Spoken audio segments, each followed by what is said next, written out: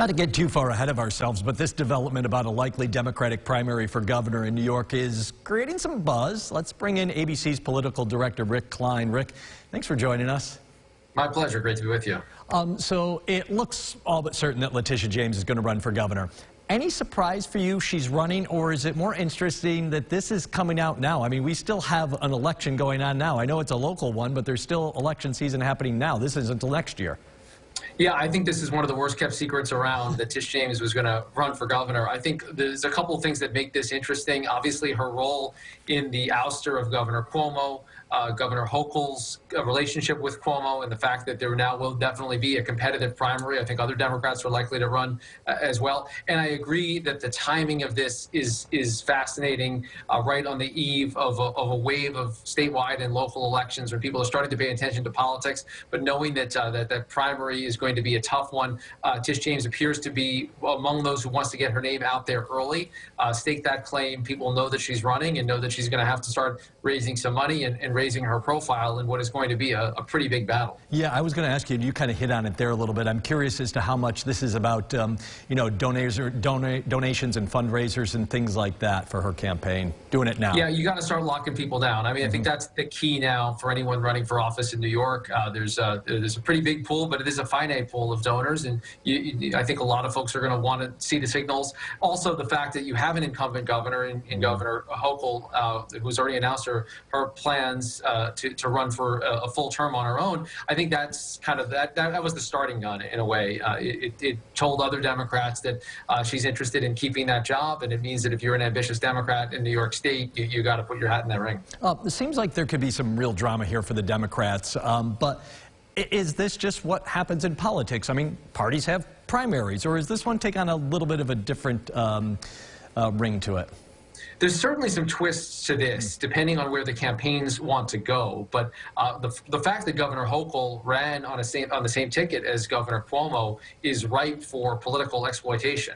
Even though Governor Hochul has made pains to try to point out how not close she was to Governor Cuomo, the fact that they were ticket mates is going to be a political issue should Tish James want to make it one. Also, a lot of people were suspicious of James's motivations in pushing the report that forced Governor Cuomo out of office. That's going to get rehashed. The fact that you have these two powerful women running against each other is another intriguing twist. Of course, New York having now its first ever female governor, the fact that you'll have a competitive Democratic primary, and looming over all of it is the way that Republicans hope to frame this, hoping to use the scandal around Governor Cuomo and previous scandals over departed governors, going back to Spitzer, that they're hoping to paint this as a portrait of a corrupt, insidery Democratic Party.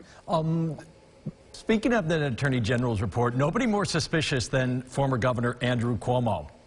Any chance he gets in the race? He's been saying all along that report has been really a political hit job on him because Tish James wanted to run for governor. Could we see him? As unlikely as it seems, I think the chance is not zero. It's greater than that. And the few public statements that we've seen from Governor Cuomo have not been apologetic. They've been quite combative about Tish James's motivations and the motivations of many people who were gunning for him to get out of office. There's nothing that he'd like better than to come back. I don't see it. I think the bridges that he had burned in Albany and beyond, even before he left the governor's mansion, are going to be very difficult to repair. I don't know of any precedent for a governor going down in scandal and then immediately announcing some kind of a comeback. But I know to Governor Cuomo's mind, former Governor Cuomo's mind, he's not done yet. And I can imagine that the entry of the Attorney General into the race is going to only incite Cuomo and his remaining supporters a bit more to their minds. This shows to their minds what was the true motivation of the investigation all along. Quick 30 seconds I have left. Does this open the door, this kind of primary situation, for the Republicans, or do the Democrats have enough? They'll have enough time to clean everything up, get back on message here to beat a Republican in November, whoever it is? Yeah, I think the national landscape matters here, and it's likely to be a bad midterm elections for Democrats nationwide. But the landscape in New York is, of course, quite a bit different.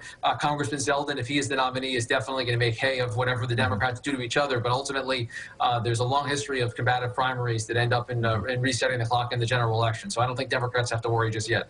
He's ABC Political Director Rick Klein. Really appreciate you taking a few minutes to talk about this. I know it's not till next year, but we might as well get started now, I guess. Thanks, Rick. It begins. Thanks so much.